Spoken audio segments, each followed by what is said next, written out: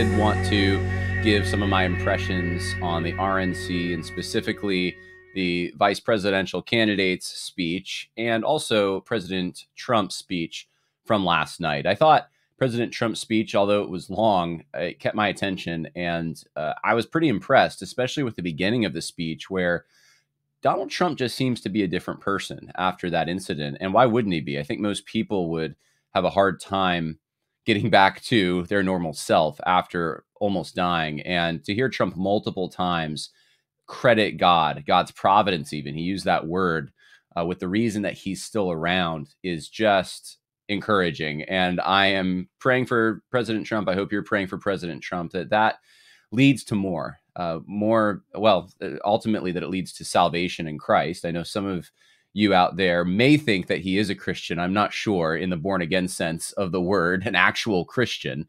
I haven't seen the evidence for that. I see that there's a respect for Christianity. I see that he grew up with a certain cultural Christianity. He talked about his father really respecting Billy Graham last night, but Trump hasn't ever really articulated that in terms that would make you think that he actually has a relationship with Christ or has been justified by grace and understands what that means. He seems to instead want to tip his hat to Christian morality, at least the morality he grew up with. He's done this really his whole entire political career, as far as I can tell. And he enjoys the approval of evangelical leaders and evangelical votes. And I think, as J.D. Vance said, I think it was yesterday at the RNC, that evangelicals have a place at the table. And it certainly seems that President Trump agrees with that, but they're certainly not driving the bus. If they were, I don't think the platform would have changed the way it did this year on issues like abortion and marriage. So Trump is influenced by that. He seems respectful of that. He said a lot of nice things about Franklin Graham, but I would hope that an incident like this would cause him to reflect, and it certainly seems like it is, and think more about his eternal destiny. And so let's just pray. Let's just pray that that is the case. And I'm very thankful, though. Let me tell you, I'm thankful that he's not only okay, but that he has this new outlook, or at least he's developing, hopefully, a new outlook on life. And I think he said at the end of his speech that every life, or every moment is what he said, is precious and given to us by God. And I think you can just sense he feels that. And I just, I don't really know what else to say that other than it almost brought a tear to my eye at the beginning of the speech. It was just so touching and moving to see him up there and to see not the braggadocious Trump that you're used to. He just seemed humble. He seemed somewhat, I don't know, like he wasn't the same Trump. He was subdued. And then somewhere around the halfway mark, I think it's when the chart came up, he showed the chart, same chart that he was looking at before he was, someone attempted to assassinate him, of the level of illegal migrants flowing into the country. And somewhere in there, the old Trump started to come back, but still, I would say somewhat subdued. So anyway, that's my thought. I don't really have a lot of other things to say about his speech, other than I thought all the points he hit were good. Obviously, as a Christian, I think there are deeper moral things that also need to be discussed. But he did hit on some of the major issues that are affecting our country. And I would say, and I've said this before, I think the migration issue is probably the number one issue of this election, as far as what the government should do and can do and isn't doing. And that will change the character of this country forever. I've even said this to people who are very anti-abortion, as I am, that if you really want to do something on the abortion issue, you have an avenue to do it right now through a federal arrangement, through the states, through local regions. And you can get something done under President Trump, much more so than you can under Joe Biden. But let me tell you what, if you have 4 more years of the levels of migration that we are seeing into this country, you won't have that option. You just won't. What happened to California will happen to the rest of the country. And I think we're in that process. And the question is, does that process stop? Does it end? Are the mass deportations that the Republicans are talking about, do they come to fruition? If that happens, we actually can reverse some of the changes that we've seen over the last 4 years. And whether you're concerned about the life issue or you're concerned about other moral issues, this will be the thing, I think, that guarantees the Democrats get a permanent voter base if Trump loses. They will have majorities from here on out. That's really the truth of the matter. So just on a practical level, if you care about any of the issues that you care about on the right, that's the main thing you should be concerned about.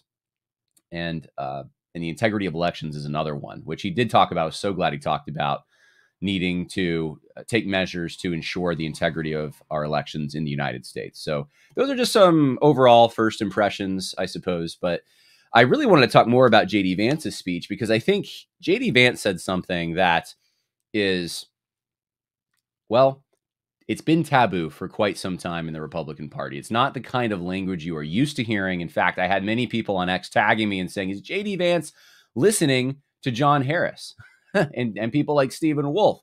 It sounds like the same things they say. I haven't heard this from a Republican politician before. And no, you haven't. You haven't heard it probably in a very long time. J.D. Vance essentially said that the United States is more than an idea, it's a people. And although I would prefer he probably just said it's not an idea. It's not.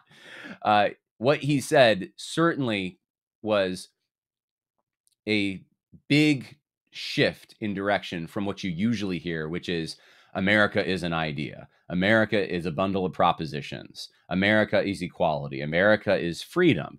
America represents freedom to everyone in the world. We need to spread democracy. These are the kinds of things you are used to hearing, and you didn't hear them as much this year. That is a shift. And I explained in a podcast, I would encourage you to go back earlier this week if you haven't seen it, where I talk about the history of the Republican Party and their interaction with the religious right.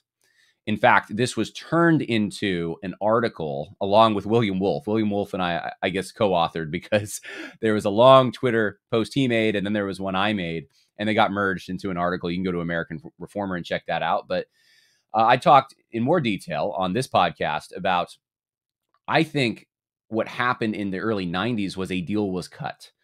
And throughout the 90s, really, a deal was cut. But most especially in the election of George Bush, there was a deal cut between the religious right, which was a populist movement, and the Republican establishment.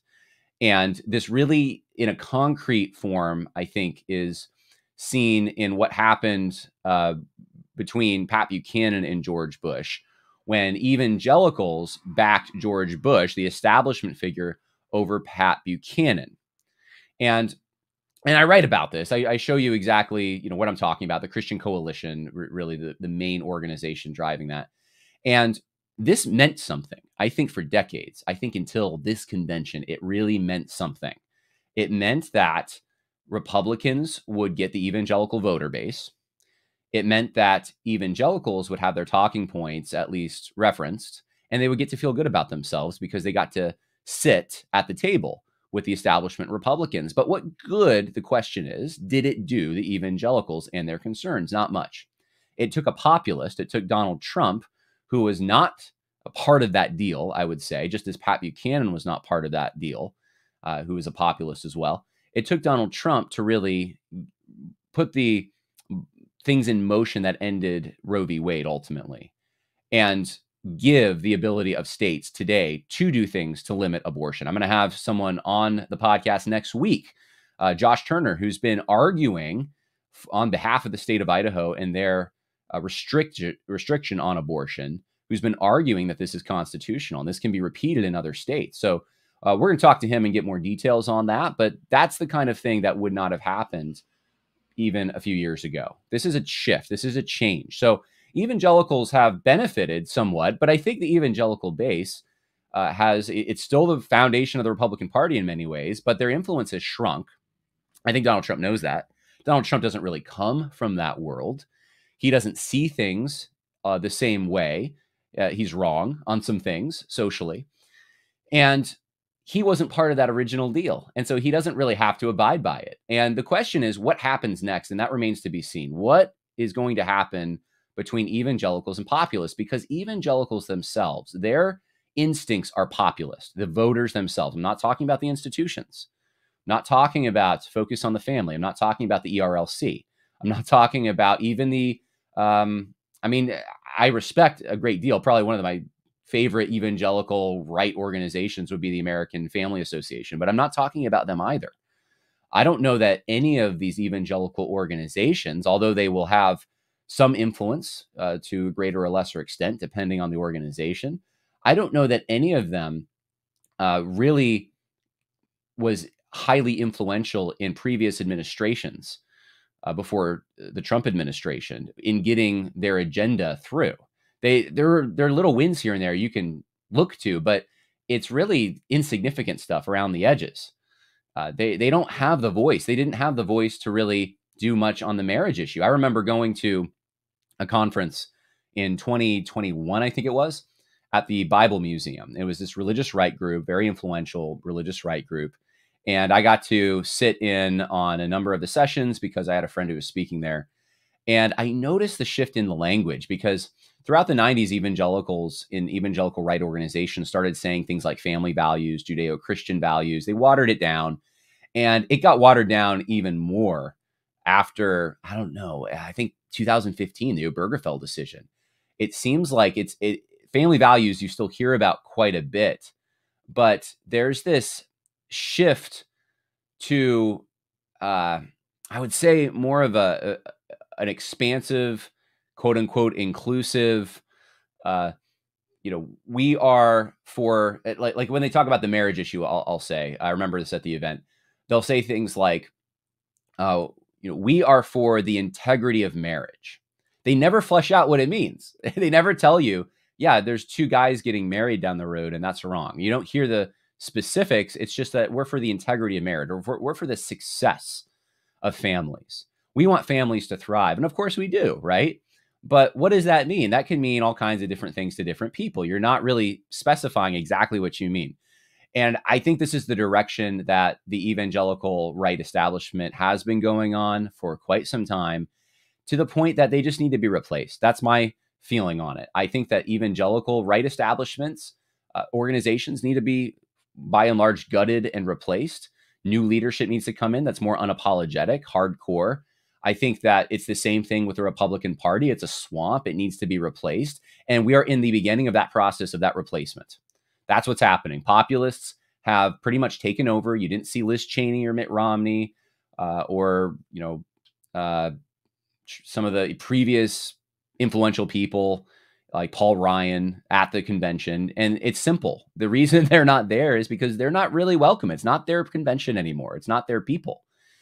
So who are the evangelicals who will have a seat at the table under a Trump and potentially in the future, if things go the way the Republicans want to, a Vance administration? That's the question moving forward. That's something you need to pray about. And that's something you need to think about. If you are a working class evangelical, these things matter to you, maybe consider running for office. And I'm serious about that. Consider getting involved in politics in the local area. See where it takes you. We need more good men of character in these positions. We're lacking that. And it's easy to, I think, cast aspersions at Donald Trump, but we ultimately need someone who has the kind of courage he has, and more so, spiritually speaking, in the position that he's in and other positions surrounding him. That's what we need. We're lacking it. That's our main problem right now. So consider what you will do with that. Okay, well, I said that I wanted to talk about the speech by J.D. Vance. That's more the subject of this podcast because, as I said, he talked about America not just being an idea, but a people. Before we get there, though, I want to remind you about one of our sponsors, Equipping the Persecuted. They do a lot of great work for our brothers and sisters in Nigeria. Here's a 1-minute video to explain more. Did you know that more Christians are persecuted for their faith in Nigeria than in every other country of the world combined? 90% of all Christians killed for their faith are Nigerians because the Islamic jihadists are destroying Christian villages, homes, and churches. But there is someone doing something. A team of American and Nigerian Christians called Equipping the Persecuted head toward the chaos while smoke is still rising. They pull lives out of the wreckage and help them rebuild. They provide emergency medical care, support for widows and orphans, security training, and meet other needs so Christians can rebuild their lives. This year, they are building a hospital and a women's rehab clinic to help victims, 2 new schools to educate over 800 displaced children, and they continue to equip villages with the security training and infrastructure they need to protect themselves in the future. Consider being part of the effort to support brothers and sisters on the other side of the world. Go to equippingthepersecuted.org.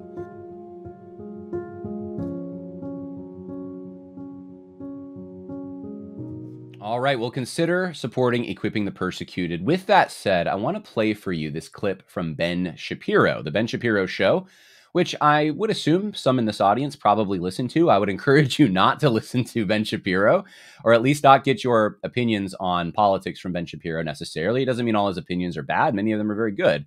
I used to listen to Ben Shapiro in 2015, 2016, because I thought that he had a lot of good sequences on his show of the news. I could get in a very short form the main headlines, and I had to stop though, because Ben Shapiro is clearly not a traditional conservative. He is more of a neoconservative / libertarian, and I would find 80% of the issues I would probably agree with him on, but he was so wrong on that 20%. And I just thought, I can't support this guy anymore, and I got to look for alternatives, which I found at this point. So that's just my personal advice to those who are listening, who are still listening to Ben Shapiro. Maybe consider finding your source of information from other places. Maybe listen to someone like an Aaron McIntyre on The Blaze. I think he's pretty good as far as he's a Southern Baptist, and he talks about some of the same issues Ben Shapiro talks about, but from, I think, a more traditional conservative point of view. Yeah, I mean, I think Jesse Kelly might be another guy that you could listen to that is more, much more populist, much more, I think, traditional conservative. But I'm about to show you why I say what I just said about Ben Shapiro. And in this clip, Ben Shapiro does us the service of also playing for you some clips from the RNC. He talks about a veteran, and he shows you the clip saying essentially that we are not just an idea, we are a country with actual people. It's the same thing that J.D. Vance says. And J.D. Vance talks about how people don't actually go to war to fight for ideas. They go to fight for people. They go to fight for the ones they love back home. And Ben Shapiro just has a cow over this. And, well, here you go. Vance's speech that's getting a lot of attention is his point, and it was also made by the World War II veteran who spoke yesterday, that America is not just an idea, it's a homeland, which, of course, is absolutely true. Here is Senator Vance last night. America is not just an idea. It is a group of people with a shared history and a common future. It is, in short, a nation. Now, it is part of that tradition, of course, that we welcome newcomers. But when we allow newcomers into our American family, we allow them on our terms. People will not fight for abstractions, but they will fight for their home. And if this movement of ours is going to succeed, and if this country is going to thrive, our leaders have to remember that America is a nation and its citizens deserve leaders who put its interests first. Okay, now, again, I agree with everything he's saying. I'm just not sure what he's arguing against. Because obviously America is a nation. France is also a nation. Poland is also a nation.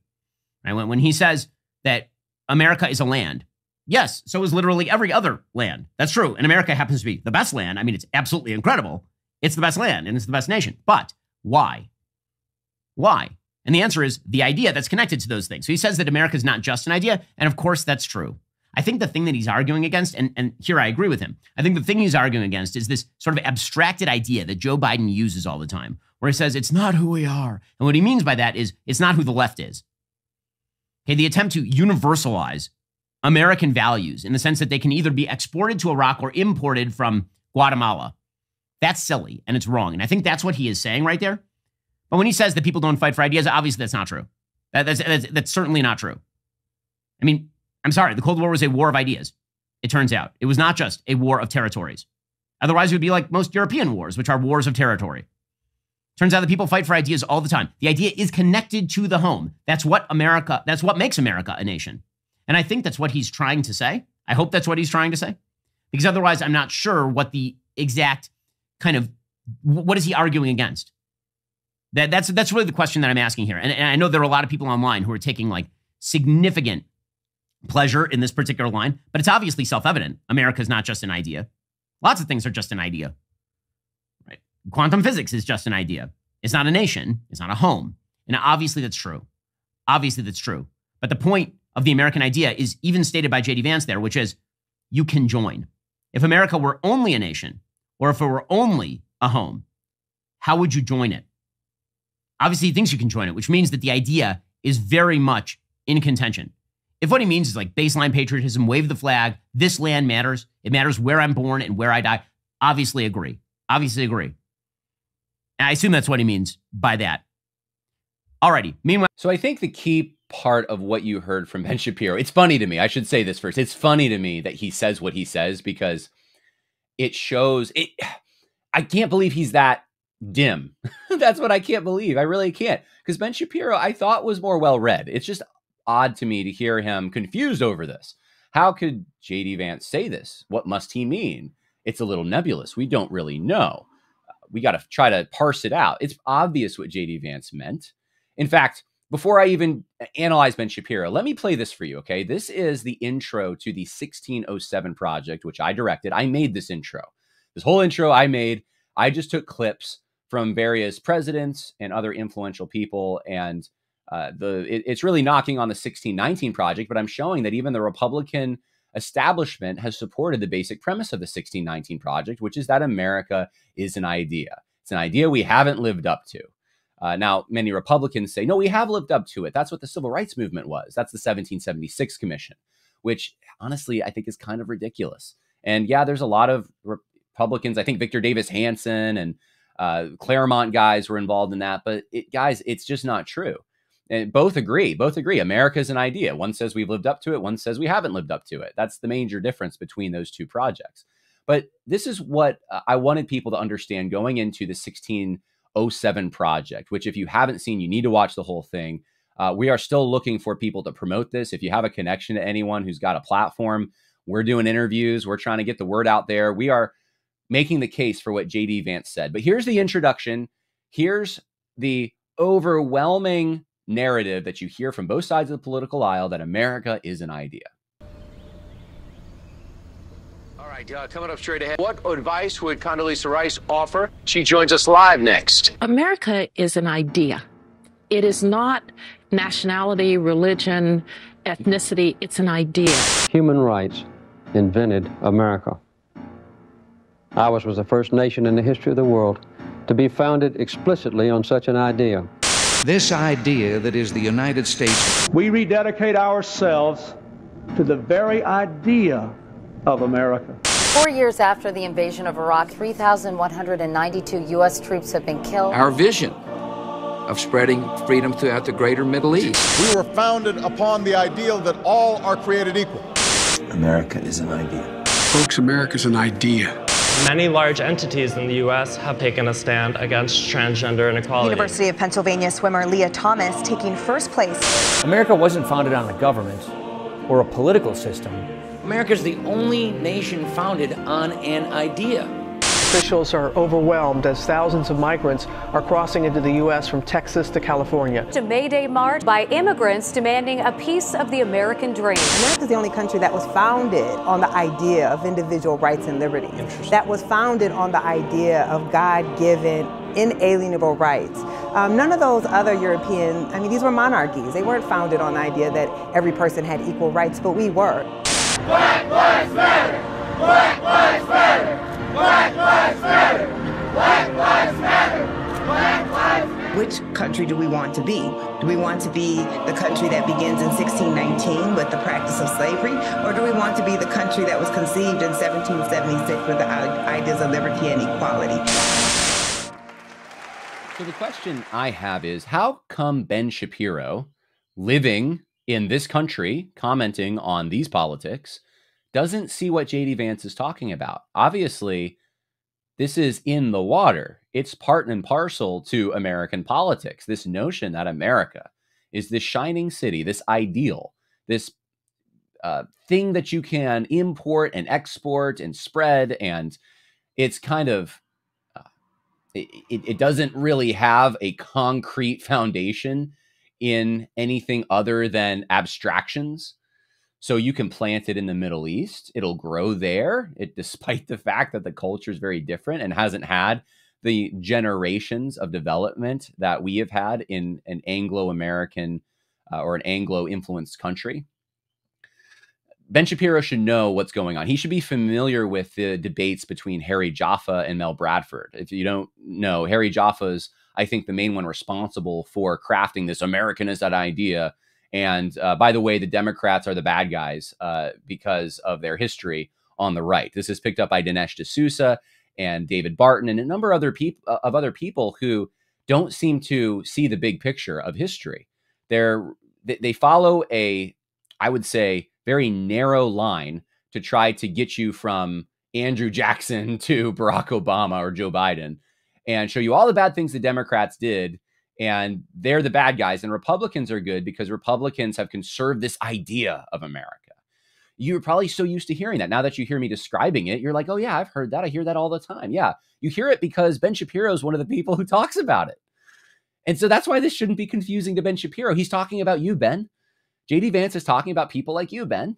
That's why it shouldn't really be confusing. What do you mean, John? Well, I didn't do extensive research on what Ben Shapiro said, but I did go to, because I read his book years ago, The Right Side of History, which the name of that should imply to you that Ben Shapiro believes this right side of history, because oftentimes it's one that used, it's by the left, but that we are on the side of what? Pushing forward equality in some ways. You're on the right side of history if you're for gay marriage. You're on the right side of history if you support transgender athletes. You're on the right side of history if you were against all the horrible things of the antiquated past, divine right of kings, arranged marriages, slavery, feudal labor relationships, children working 12-hour shifts. You take whatever you want, women voting. You're on the right side of history if you picked the more equality side of those debates, right? The side that's going to, and I'm not saying that the side that wanted to end some of these practices was always wrong, but the idea, the notion that we have today, this emancipation myth that you're going to hear from the Democratic Party of history. I say myth in the sense of like, we all need myths, not that it's not true, but that it's following this. Well, some of it isn't true, but it's following this trajectory and saying we're on this progressive move upward into greater and greater levels of equality and freedom because we are leaving the past behind with those dark forces of inequality.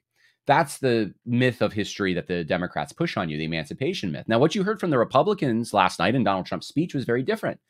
Donald Trump actually it's very fascinating. If you go back and look at the end of his speech, he talks about the fact that the United States is a country that has the people of which have endured various struggles. So from the settlers who came here, the colonizers, if you want to call them that, to those who pushed out west, they suffered deprivation. They scaled mountains. They achieved great things.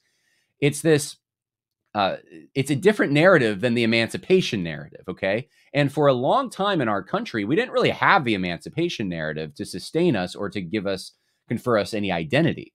What we had was this sacrifice narrative that many people who came before us, our forefathers, have sacrificed to make America what it is, and we should conserve that. That is what you're going to hear on the right often. If you're not hearing that, I mean, this is sometimes merged with the American is an idea, but I would suggest to you it's somewhat incompatible with the America is an idea, because this is a very tangible flesh and blood. Our ancestors came here and did this. If you came later and your ancestors weren't part of that, there are ways to be assimilated, but don't claim that, don't say that your ancestors were necessarily part of that. You need to be integrated into our story. And then your children, as intermarriages and so forth happen, your children are integrated into that story. But this is a story for, as the Constitution says, we the people, ourselves and our posterity, right? We and those who are coming after us, who our sons and our daughters and their sons and their daughters and their sons and their daughters. That's every country in the world, okay? That's the foundation of this country. And those who are now living generations later can look back and say, our ancestors really did some amazing things to bring us the benefits that we enjoy. And these benefits were not sacrificed by other people's ancestors, and they don't get to enjoy those benefits. They don't have skin in the game. We are the ones who determine who is able to benefit from these things and who is not. That's the bottom line. If we choose to confer it to some people, then that's our choice, but it belongs to us. Okay. That's what you heard from Trump. That's very much, I would say, in keeping with this right populist understanding of history. In fact, I just had an article come out yesterday or today actually, on TruthScript, where I talk about the movie Horizon, Kevin Costner's new movie Horizon. It is very much this. It is that version of history as well. It's the inspirational sacrifice, courage and determination and achievement myth of history that you heard Trump say. This is different, I think. Sometimes I said they're merged, but this is very different than the America is an idea narrative. Ben Shapiro very much is an America is an idea guy. He's a proposition nation guy. That's who he is, okay? And I know this because I read his book, Right Side of History, years ago. Here's a quote from Ben Shapiro. He's speaking to Vox about his book, The Right Side of History. And he says, there are basically two visions of American history. You ready? One is that America was founded on great moral principles that we failed to live up to historically, and we've been striving to fulfill. Okay, well, what is that? I'm not going to tell you yet, but what is that? Think about what I just conveyed. Think about the 1619 Project. Does that sound familiar to you? America is founded on great moral principles, but we fail to live up to them. It is. It's also, unfortunately, it's Harry Jaffe's 1776 Commission. It's the same narrative you're going to hear from those guys, right? Okay, so that's one narrative. The other is that America is rooted in racism, bigotry, sexism, and homophobia, and that these great moral principles were the founders merely flattering themselves. Now, which narrative is that? Now, you might say, wait, that sounds like the 1619 Project. That also sounds like the 1619 Project, but what the 1619 Project attempts to communicate to you is that we don't have to be that America, right? So that there's these two, light and darkness. There's these two sort of versions of America running parallel. There's this one that's racism, bigotry, sexism. That's the past, and we're overcoming that. We're moving past that, but it still saddles us. It still keeps us back from achieving greater things. And then there's the more authentic, real America that we have yet to achieve, which is 1776. And the 1619 Project, the people behind it pretty much admit this. They admit this, that is what the real America that they're trying to achieve. 1776 Commission, the conservatives, quote unquote, neoconservatives say, well, you have achieved it though, right? That's the difference. So what is Ben Shapiro saying in this quote? There's two visions of American history. One is the proposition nation, basically, and one is that we're terrible. And he says, well, obviously, I'm the proposition nation guy. And he only gives you two options. That's it. Two options. And obviously, this is fairly, I would say, innovative in the history of mankind. What other country would say this? Would Germany say this? Would Ecuador say this? Would China say this? Would Russia say this? Would any other country say, well, there's two versions of French history. There's the one that we're founded on great moral principles, and then there's the one that we're terrible. Actually, they'd probably say, like, well, what are you talking about? That wouldn't even make sense to them. What do there are two visions. I mean, we're French.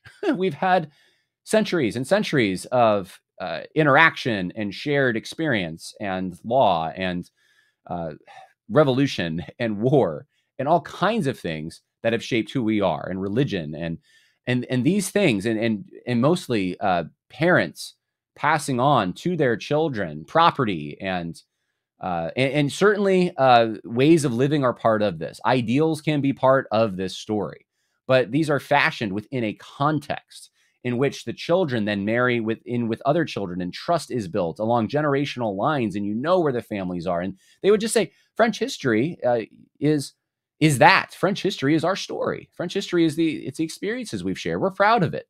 This is who we are. Bring it down to the family level. Would you say of a family? Well, there's two versions of the Johnson family. There's one that they are founded on great moral principles. And then there's this other version that they're kind of crummy. You say, what are you talking about? Maybe they are crummy, but the Johnson family, pick your name out of the hat. That doesn't get at who they are. The Johnson family is a family that has a mother and a father, and they've had a lot of shared experience with each other. And then their traditions and their experience and their ways of living were passed down to the children, and cultivated within a home. There's a place where this happens, and there's certain things they ate from the surrounding area. There's food that they enjoy, cuisine, and there's music and entertainment and leisure that they enjoy, and there's they worship at this church, and that's what you would say. That's the Johnson family. I know them. I know them when I see them. I don't have to give you a bullet point list. That's who they are, and this is how they look. They got the glasses and the freckles, and that's the Johnson family. Like, you wouldn't turn that into it's an ideal. It's an right. So I don't want to belabor the point. There's another long quote though. This is from The Right Side of History. I thought this was a particular telling quote. It spans 2 pages. So I'm going to probably summarize it, but he talks about Ben Shapiro, guys like Richard Spencer, Jared Taylor, and Vox Day. And he says they're a group of racists who have sought to promote white pride. And they use IQ data to explain racial disparities while claiming that the roots of Western civilization lie not in ideas, but in race. And so what Ben Shapiro does is he uses this as his straw man. He continues to argue in his book that these guys are your alternative. If you don't embrace the proposition nation, then you just believe everything reduces down to IQ, that IQ determines everything, which of course we all know that's not true. IQ does not determine everything. It's not an explainer for every reality we have around us. But that's an easy straw man, I would say, to punch and knock down in favor of your idea. And so Ben Shapiro's idea is that that's fringy.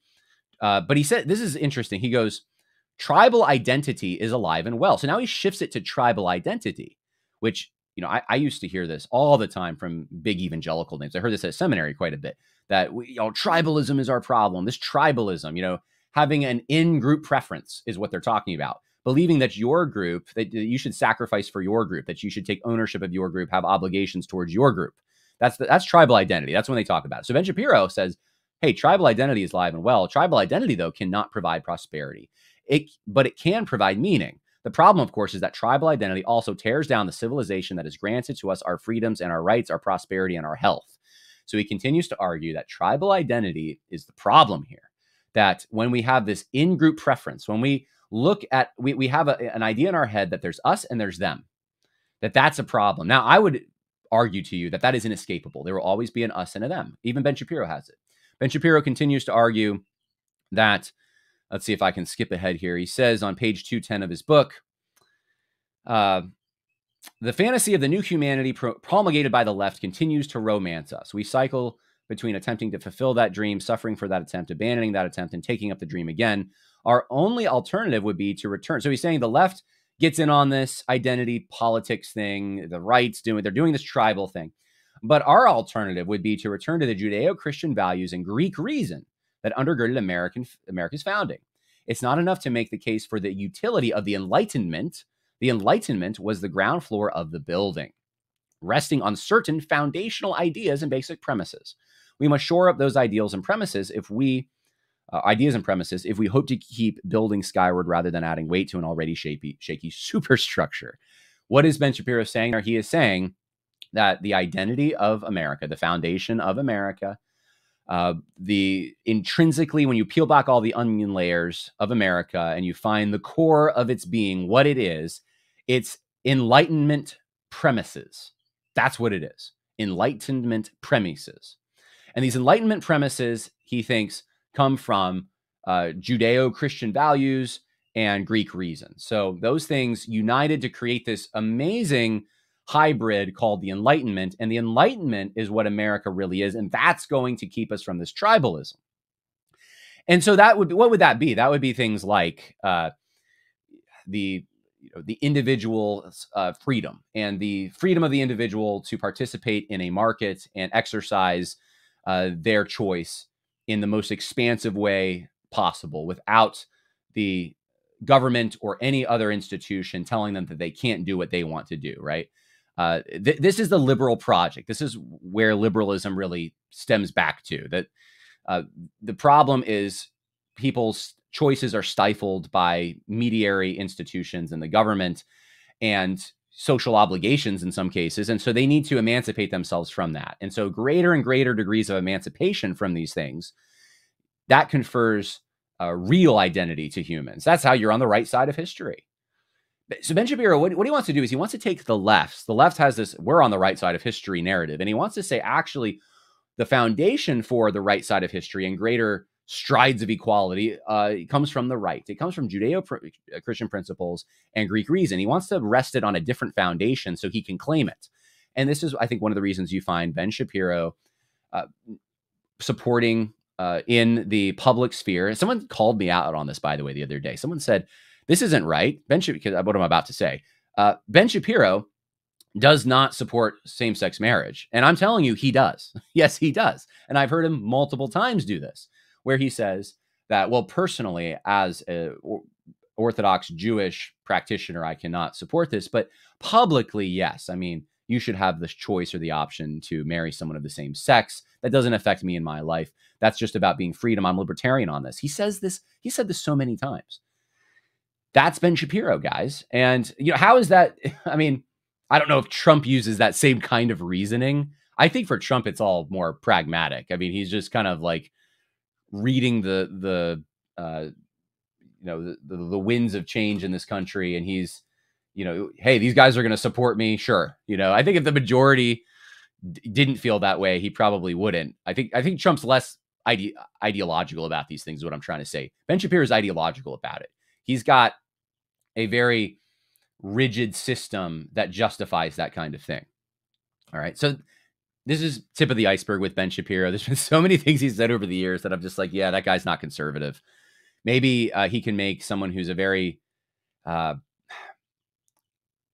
dim leftist, not smart college student at one of his events look stupid, which probably isn't that hard to do, really. And you get a satisfaction from watching that. But I would love to see him with some actual paleo conservatives or populist figures who know what they're talking about. I'd love to see him, in a conversation with, I don't know, someone like an R.N. McIntyre or someone like a Carl Benjamin or, someone who like writes for Chronicles magazine, like a Paul Gottfried. I'd love to see that, or Don Livingston from Abbeville Institute. It would be fascinating to see him interact with a smart person on the right and talk about their differences. I just don't see it happening. I don't think it would probably happen. But that explains why Ben Shapiro is the way he is about what J.D. Vance said, what you heard J.D. Vance said, which I think is extremely clear.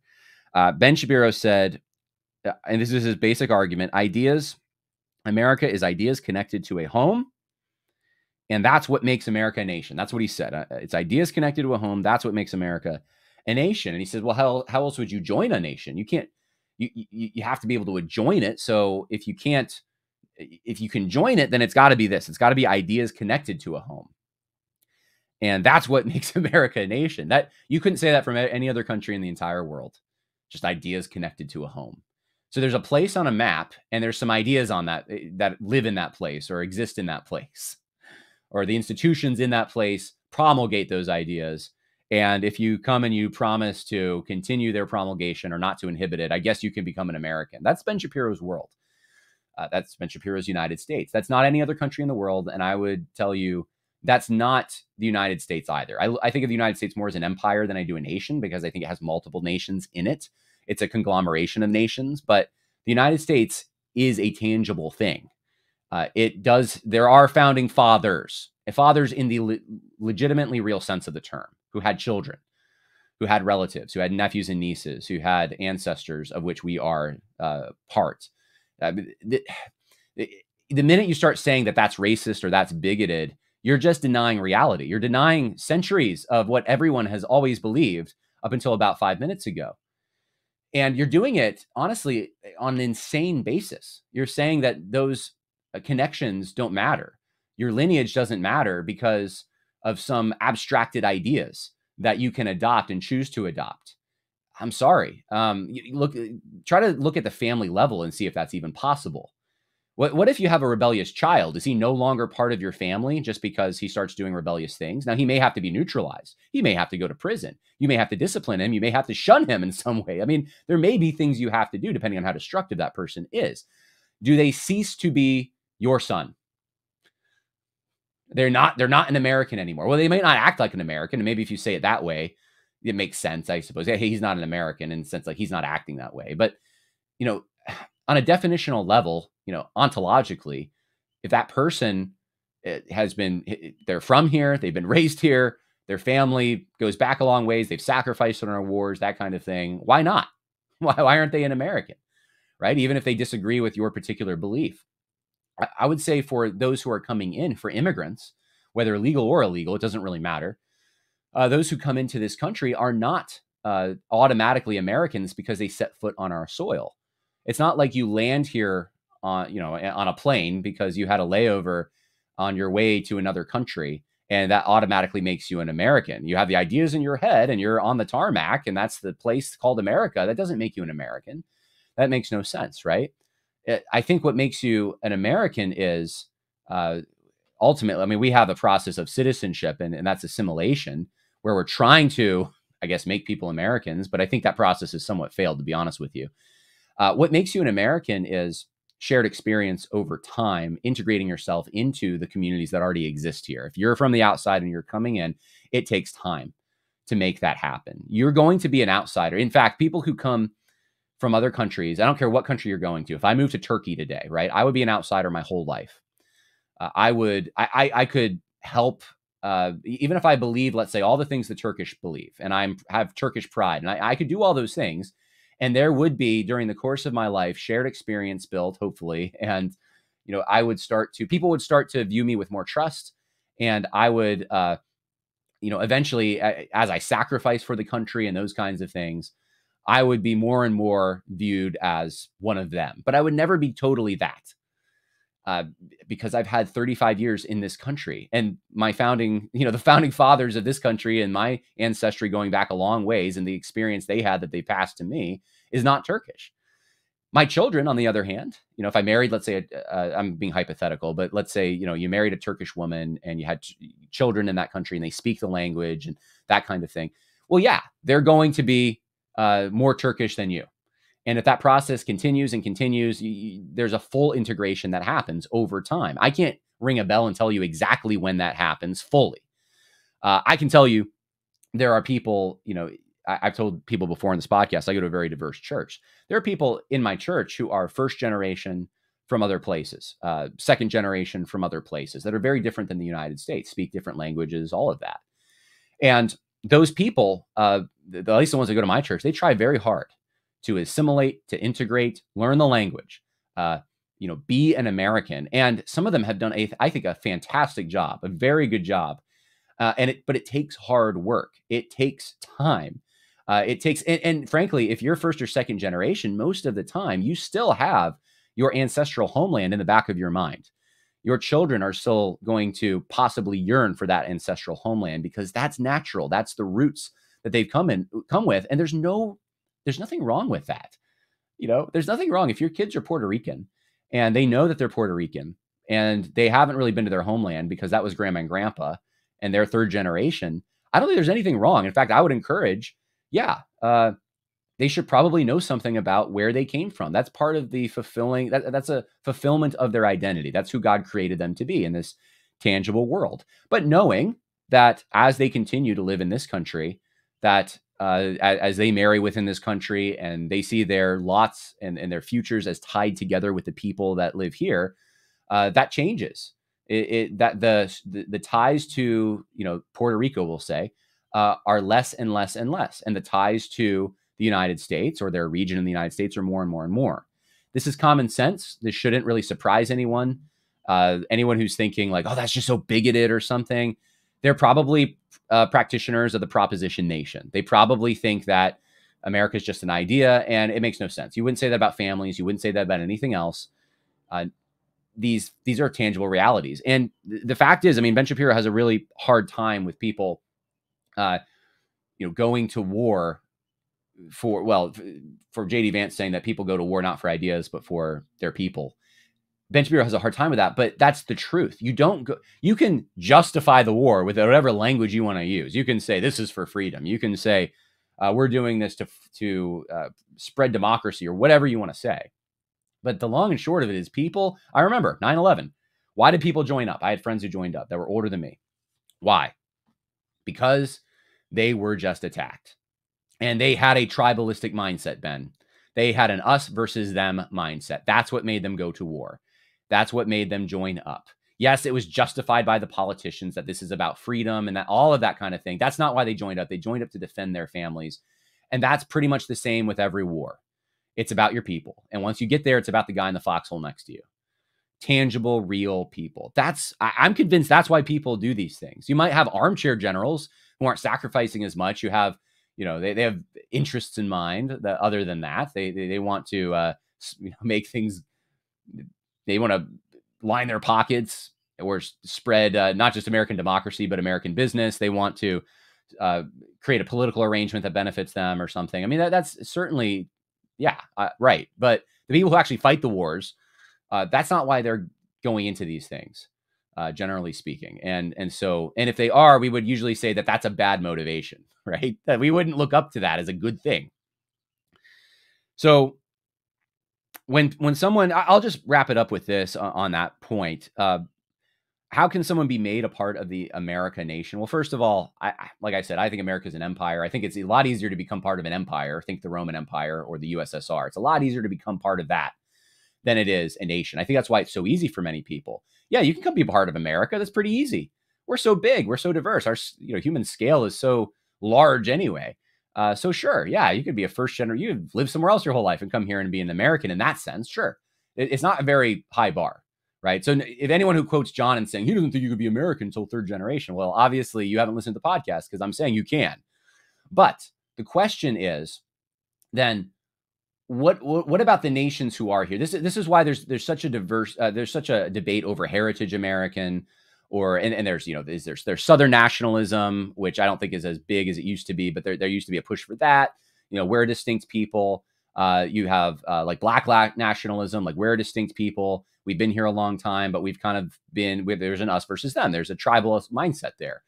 We have these different regions. In fact, we have real tangible American nations, especially out west on reservations. In New York, there's actually, or in Florida, the Seminoles, they have their own reservations as well. So you actually do have nations within America. Are they not part of America? Right. So you have these other nations, essentially, sometimes loosely, sometimes broadly. You go to Midwest, there's a lot of Germans and other groups. So the question becomes, if you move into one of these communities, how do you become one of them? And what I would say to that is this: you start a process. That's what you do. You start a process of becoming part of them. It doesn't instantly happen the moment you adopt an idea. There's not some magic dust you get when you repeat the words, I love freedom, I support the Constitution, right? That might start a process that eventually lands you and your family in, and you're integrated into, you are American. But we got to get rid of this notion that you're just automatically that. In fact, marrying in is probably, people complain. Some people are complaining online about J.D. Vance's wife. How can he say this with his wife? She's second generation. And it's like, well, she did marry into J.D. Vance's family, which goes back generations and generations. That is one of the surest ways. And your children now, are part of that. They have J.D. Vance's influence. And I think it especially happens when it's the male in the relationship. I talked to a guy not long ago who he has a wife from another country. And I asked him about that with his kids. I said, how do they feel about that other country and the United States? Do they have like a bit of a kinship in both places, or what do they think? And he's kind of like, I set the tone. They're American, they're Kentuckian. I set the tone.